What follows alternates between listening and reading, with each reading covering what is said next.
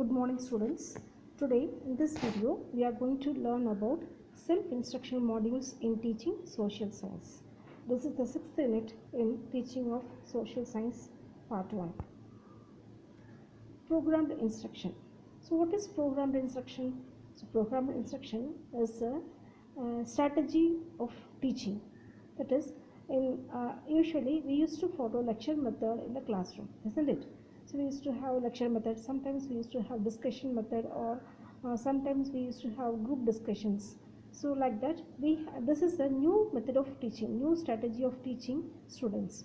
So it is a program, the lessons will be programmed in a way so as to teach the children in an individualized manner. So it is highly individualized instructional strategy, and it can be used for instructional purposes as well as feedback device for improving teaching. So here there is two aspects. One is for the students, it can be given in an individualized way, and as well as it can be used as a feedback for the teachers. That is, the teacher can improve their teaching by using this method of teaching.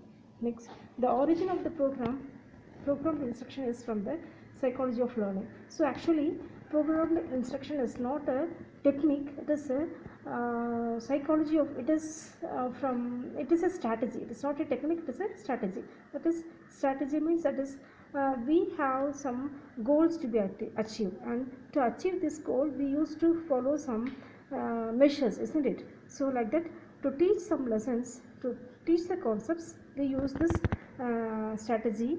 So this method of teaching, that is this programmed instruction, has its origin from psychology, not as it is a technique.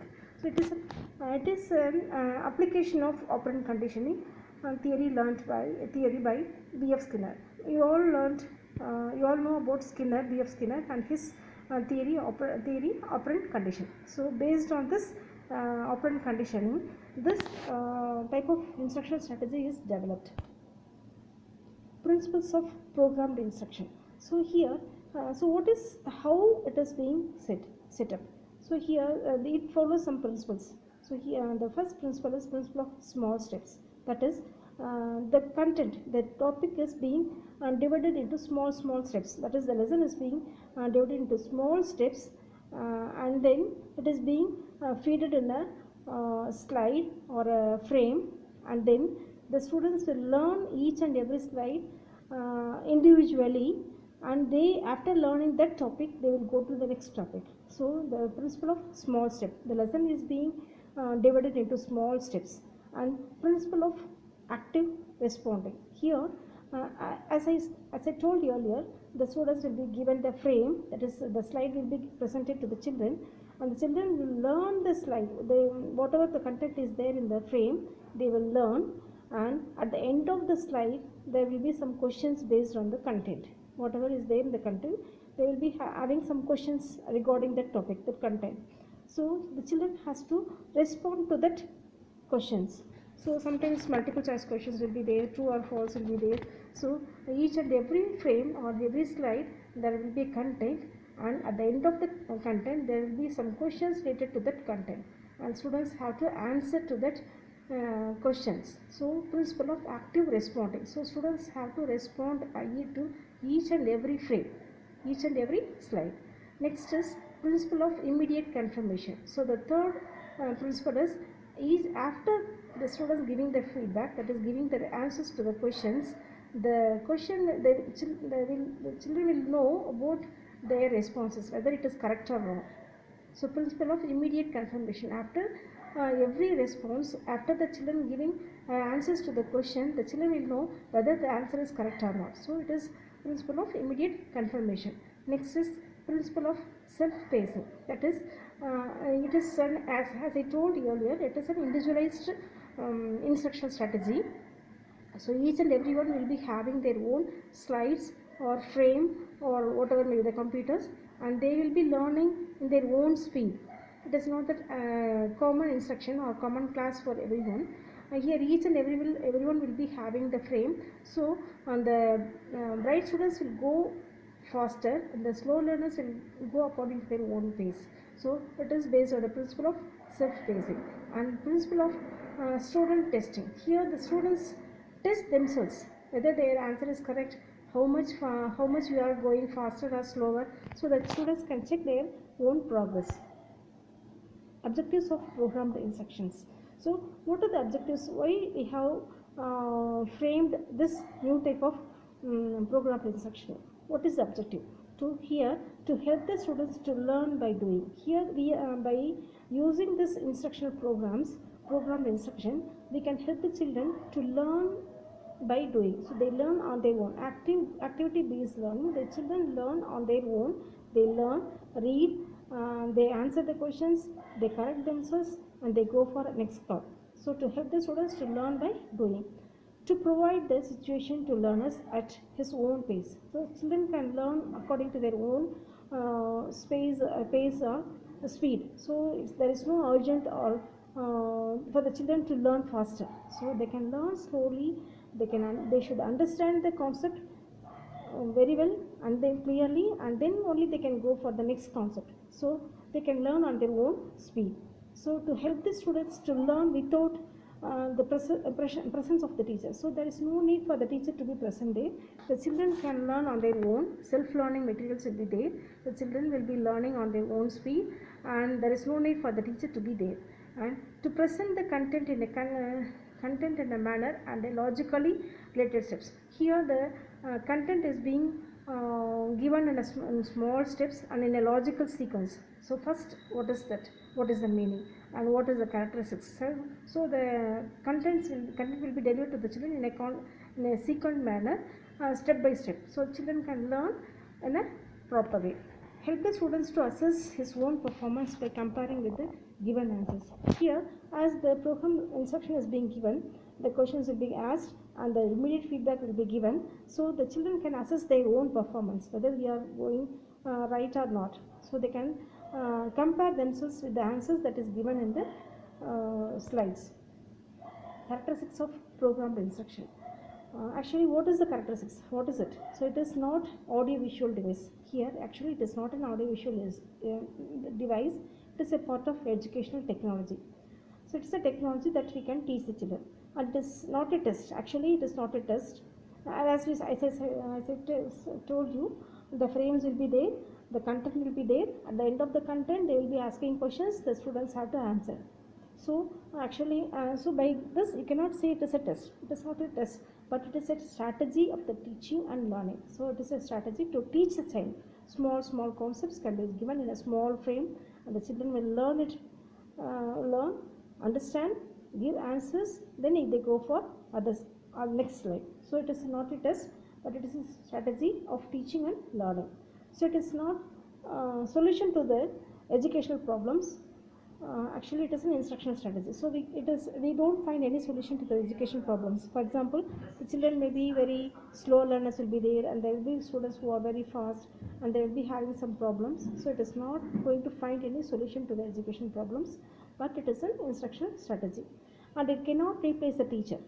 So you can say that if we have this programmed instructions, the children can learn on their own, but they can learn on their own, but it cannot replace the teachers, because only the effective teachers can prepare this program. Otherwise, without teachers, the parts cannot be prepared. So teacher is more important in this strategy, and it requires more creativity and imaginative efforts to develop highly individualized instructions. So here this strategy needs a more creative teacher. The teacher should be more creative and imaginative, so that she can develop new codes and individualized instructions. So now we will see to the step for developing programmed instructions. So how can we develop this instruction? First, what we have to do? First, we have to select the topic. So we have to select the topic that we are going to teach, and after selecting the topic, you identify the objectives. What is the objective of teaching this lesson? So find the objectives of that concept. Then you analyze the content, go through the lesson, go through the concepts, analyze the content, and develop how we can do that. Make some steps how to write this frames. So then they're writing the behavioral objectives. So after completing this lesson, the children will be able to what they can do, what they are going to understand, what skills they are going to acquire. So write the objectives of in behavioral terms. Then decide the strategy. After deciding all those things, you start framing the chords. So write programs and the frame and do evaluation. You can give that to someone, one or two teachers or to some students to evaluate how they are answering, whether the children can answer it or not, whether they understand it or not. So give uh, a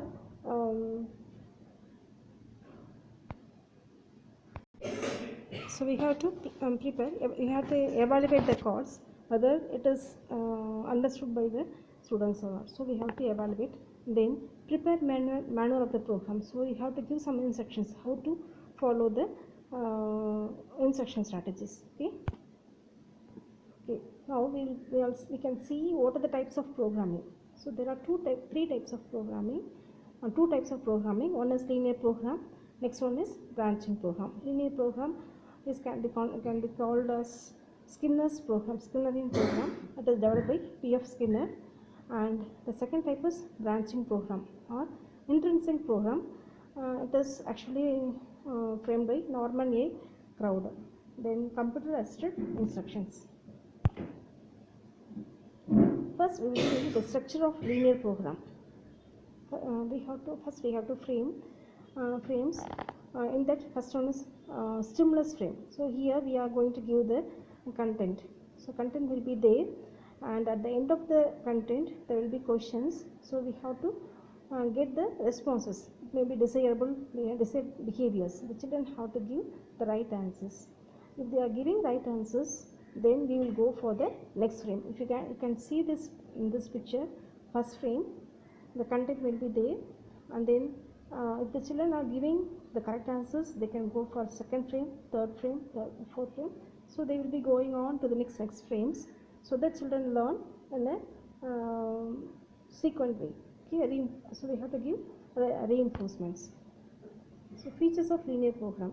So it is already told you, small steps, and the lessons are content are divided into small steps and divided into different frames, and it is arranged in a linear way, that is linear sequent line way. Okay, next frames will be given, and we will be having the control that if they give the right answers, they will go for next frame. If they don't give right answers, they have to read the frame again and they have to give correct response. So we have the control over the frames, and the error is minimum. We can see the minimum errors. Children learn it in their own pace, so they learn it slowly, they understand and they give correct answers, and the more emphasis is given on responses. So when the children give right answers, they can go for next card, or else they have to repeat it again. So emphasis is given on responses, and then they get quick feedbacks. So as soon as they give answers, they will get the feedbacks. Next, prompting. So here sometimes in the beginning of the frames, they will be given some hints, some clues. So gradually they will reduce the clues. The children have to do it on their own. Principles of branching program. So here in the branching program, it is quite different from the linear program. Linear program is like one frame will be given, content will be there, they have to give the answers. If they give right answers, they will go for next, or else they will repeat it again. In branching program, it is different. The frame will be there, content will be there, at the end multiple choice questions will be there. If they give the right answers, they will go for next card. If they give wrong answers, they have to go for the wrong response page, and they have to find why it is wrong and what is the meaning for that response. So again, after learning that the reasons for the wrong answers, they will come back to the home page or home frame, and they will learn it again. They will have to give right answers. So like this, it will be having branches. That's why it is getting the name branching program. So it is the principles of branching program is principle of exposition. That is, the children will be exposed. They are not given chances of they are not given chances of right answers, but also they have given the explanation for the wrong answers. So exposition will be there, and principle of diagnosis. Children will be diagnosed by what are the things they are backward, and the remediation is also given, because when they give wrong answers, they will be given corrected and they will go back to the mainframe. So remediation will be there. Structure of branching program. So already told you, home page, teaching, content will be there, questions will be, response will be there, response will be diagnosed, and reinforcement will be given. If they give right answers, they will go for next frame. If they give wrong answers, they will go for wrong page. The last one is computer assisted instructions. So here computers are more sophisticated instrument that we are going to use, that we are using it.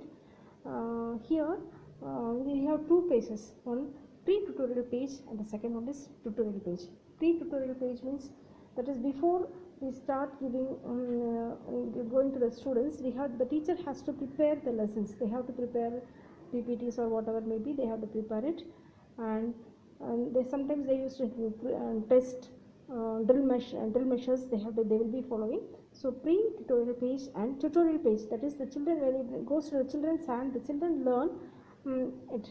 So pre-tutorial page and tutorial page.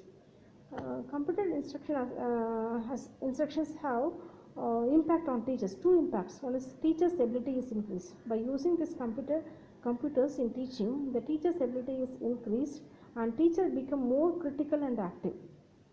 In the part of students, students get immense opportunity for learning more and more new things, and learning becomes sharp. Children learn it sharply. Computers are made more flexible. Application of CI. Where can we apply computer assisted instructions? So one is to teach geography, maps, aerial photographs, weather changes. You can teach in all these things. Thank you, girls.